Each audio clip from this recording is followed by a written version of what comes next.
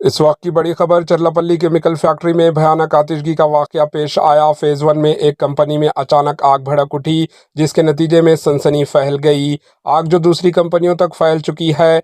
आग लगने से मुकामी लोग खौफ के आलम में मुब्तला हो गए और परेशान हाल है।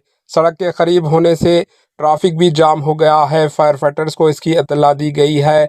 फायर फाइटर्स मुकाम वाक़या पहुंचकर आग को बुझाने में लगे हुए हैं। मज़ीद तफ़सीलात का इंतज़ार है। Bureau report, AHN news.